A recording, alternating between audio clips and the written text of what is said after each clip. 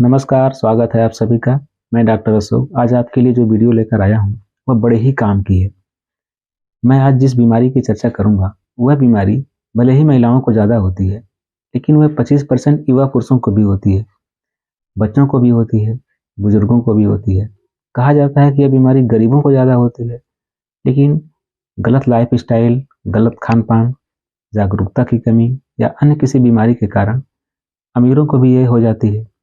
और जिस व्यक्ति को यह बीमारी होती है, उसको लगता है कि मुझे बुखार है। वह किसी मेडिकल स्टोर पर या किसी ऐसे-वैसे डॉक्टर के पास जाकर कहता है कि मुझे बुखार है और ऐसे-वैसे जो डॉक्टर हैं, इनके तो दिमाग में टाइफाइड का भूत सवार है। इनको लगता है कि इसको टाइफाइड है। वे तुरंत विडाल टेस्ट करवाते हैं और इस बीमारी में विडाल टेस्ट पॉजिटिव आता ही है। फिर टाइफाइड का इलाज होने लगता है। मेरे आसपास कई ऐसे बुजुर्ग जिनको मैं जानता हूँ, उनकी मौत इसी वजह से हुई थी। उनको यही बीमारी थी, लेकिन उनका इलाज टाइफाइड का हो रहा था। आइए इस बीमारी की पहचान करते हैं। अगर किसी महिला या पुरुष को बहुत ज़्यादा कमजोरी हो, थकान हो, बॉडी टेम्परेचर 99 फ़ारेनहाइट हो या नॉर्मल हो, फिर भी शरीर में हमेशा दर्द रहता हो, हमेशा हल्का सिर दर्द और चक्कर हो, नींद नहीं आती हो, घबराहट हो, भूख नहीं लगती हो, भोजन का स्वाद फीका हो, जिस कारण उसे ज़्यादा चटपटा या मिर्च मसाले खाने की इच्छा हो। कई गर्भवती महिलाएं तो चाक, मिट्टी या मिट्टी के दिए, कुल्हड़ जिसको भरुका बोला जाता है, तो ये सब खाने लगती हैं। हाथों पैरों में झुनझुनी हो, ऐसा लगता हो कि शरीर पर चींटियां रेंग रही हैं। थोड़ा सा शारीरिक श्रम करने से ही, सीढ़ियां चढ़ने से या पैदल चलने से ही सांस फूलने लगती है। डिप्रेशन हो, जीवन में कोई उत्साह न हो, जीने की इच्छा न हो, शरीर पर सूजन हो, तो आप समझ जाइए कि आपको एनीमिया की बीमारी हो गई है, अर्थात खून की कमी हो गई है। खून की कमी हमारे शरीर में तब होती है जब हमारे शरीर में लाल रक्त कोशिकाओं की संख्या कम हो जाती है। इन्हीं को अंग्रेजी में रेड ब्लड सेल या संक्षेप में आरबीसी कहा जाता है। आरबीसी का जीवन काल 120 दिन होता है। ये हमारे शरीर में जिनकी 120 दिन हो जाती है, वो मर जाती हैं, लेकिन प्रतिदिन ये नई-नई बनती रहती हैं और इसी बनने की प्रक्रिया में जब कोई रुकावट आ जाती है, तो हमारे शरीर में इनकी संख्या कम हो जाती है और खून की कमी हो जाती है। आइए देखते हैं कि इसकी जाँच क्या है। तो इसमें कुछ फिजिकल जाँच होती है, जैसे शरीर का रंग हल्का पीला हो जाता है, नाखून सफ़ेद हो जाता है, आँखों की निचली पलक लाल के बजाय सफ़ेद हो जाती है, ब्लड प्रेशर नापने पर वो कम आता है, साथ-साथ ऊपर के जो लक्षण बताए गए हैं, वे सब मैच करते हैं, तो ये निश्चय हो जाता है कि एनीमिया अर्थात खून की कमी है। फिर भी पैथोलॉजिकल जाँच के लिए हीमोग्लोबिन का टेस्ट करवाया जाता है। हीमोग्लोबिन आरबीसी के अंदर पाई जाने वाली एक प्रोटीन होती है, जो ऑक्सीजन ले जाने में मदद करती है। इसकी नॉर्मल वैल्यू 12 से 16% होती है। यदि जाँच में इसकी वैल्यू 12% से कम आती है, तो इससे यह निश्चय हो जाता है कि शरीर में आरबीसी की कमी है। आरबीसी की कमी है, इसका मतलब खून की कमी है। एक स्वस्थ व्यक्ति के शरीर में लगभग 5.5 लीटर खून होता है। आप देख सकते हैं सिर्फ एक कमी से, यानी खून की कमी से कितनी सारी परेशानियां हो रही हैं, क्योंकि हमारे शरीर का सारा सिस्टम तभी अच्छी तरह से काम करता है जब इसके हर भाग में ऑक्सीजन पहुंचता है और ऑक्सीजन खून के माध्यम से ही पहुंचता है। इसलिए जब खून कम होता है तो ऑक्सीजन नहीं पहुंच पाता है हर भाग में और हमारे शरीर का सारा फंक्शन डिस्टर्ब हो जाता है। अब आइए देखते हैं कि हमारे शरीर में खून की कमी होती क्यों है। वैसे तो इसके बहुत से कारण हैं, लेकिन मुख्य मुख्य 10 कारण। इसमें नंबर 1 है, जब हमारे भोजन में लौह तत्व अर्थात iron, folic acid, vitamin B 12, vitamin C, zinc, इनकी मात्रा नहीं होती है, तो हमारे शरीर में आरबीसी बनने की प्रक्रिया धीमी हो जाती है, इसलिए खून की कमी हो जाती है। दूसरा कारण है, हमारी अस्थिमज्जा में जब कोई खराबी होती है, तो खून बनने की प्रक्रिया धीमी हो जाती है और खून कम हो जाती है। जो तीसरा कारण है, हमारे गुर्दे में अर्थात किडनी में कोई बीमारी हो, तब भी खून की कमी हो जाती है। चौथा कारण है, मलेरिया, कैंसर जैसी कुछ दवाओं के कारण आरबीसी जल्दी टूटती हैं और खून की कमी हो जाती है।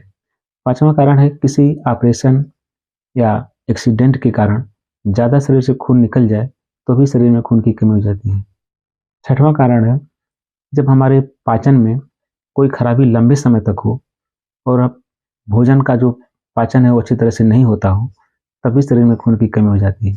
7वां कारण है गर्भावस्था या डिलीवरी के बाद शरीर में अक्सर खून की कमी हो जाती है, क्योंकि डिलीवरी में ब्लड काफ़ी निकलता है।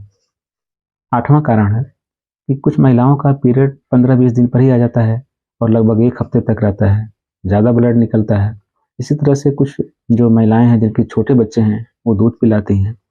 यही कारण है कि पुरुषों की अपेक्षा महिलाएं इस बीमारी से ज़्यादा पीड़ित हैं। 9वां कारण है जो बच्चे समय से पहले पैदा हो गए हों, उनमें भी खून की कमी होती है, या जो बच्चे सिर्फ दूध पर पलते हैं उनमें भी अक्सर खून की कमी हो जाती है। 10वां कारण है ऐसे बच्चों में भी अक्सर खून की कमी हो जाती है जिनके पेट में कृमि अर्थात कीड़ी केंचुए हों। अब आइए देखते हैं कि एनीमिया अर्थात खून की कमी का क्या बचाव है, क्या इलाज है। तो बचाव के लिए भोजन में ऐसे खाद्य पदार्थों को शामिल किया जाए जिनमें लौह तत्व अर्थात आयरन हो, फोलिक एसिड हो, विटामिन B12 हो, विटामिन C हो, जिंक हो। उदाहरण के लिए जैसे पालक, मेथी, बथुआ, चौलाई, मूली, शलजम और अन्य हरी साग सब्जियां, और फलों में सेब, अमरूद, अनार, मौसमी, संतरे, अंजीर आदि फलों का सेवन विशेष रूप से किया जाए। तिल में भी भरपूर मात्रा में आयरन होता है। इसी तरह से गुड़ और भेली में भी भरपूर मात्रा में आयरन होता है।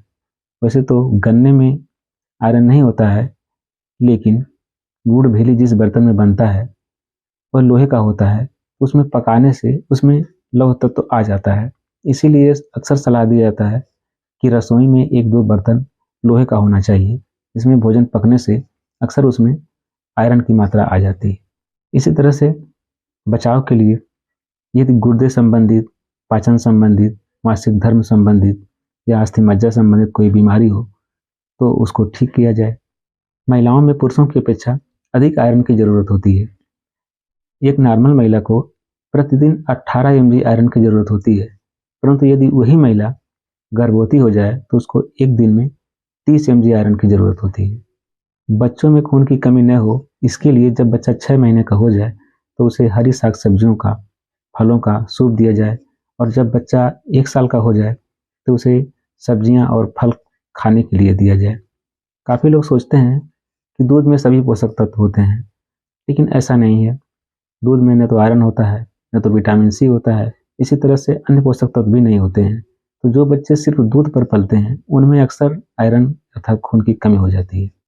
कुछ बच्चों के पेट में कृमि अर्थात कीड़ी केंचुए होते हैं, तो जिसकी वजह से जो भी पोषक तत्व वो बच्चा लेता है तो वे सीधे कृमि ले लेते हैं, तो अक्सर इनमें खून की कमी हो जाती है। तो इससे बचाव के लिए हर साल जो बच्चा 2 साल से कम का है उसको 200 mg अल्बेंडाजोल, और जो बच्चा 2 साल से ऊपर है उसको 400 mg अल्बेंडाजोल दिया जाए, तो इस चीज़ से छुटकारा मिल सकता है। जो लोग एनीमिया से गंभीर रूप से पीड़ित हैं उनमें आयरन का इंजेक्शन, कैप्सूल या सिरप की भी ज़रूरत होती है। ध्यान रहे जो ओरल कैप्सूल या सिरप ले रहे हैं तो उसके साथ में कैल्शियम एंटासिड अर्थात गैस की गोली या गर्भ निरोधक गोलियां नहीं लेना चाहिए। एक साथ लेने से हमारी आंत जो है आयरन का अवशोषण बहुत कम कर पाती है। मुझे उम्मीद है मेरी यह वीडियो आप सबको काफ़ी हद तक जागरूक कर पाएगी। अगली वीडियो में फिर आप सबसे मुलाकात होगी, तब तक के लिए नमस्कार।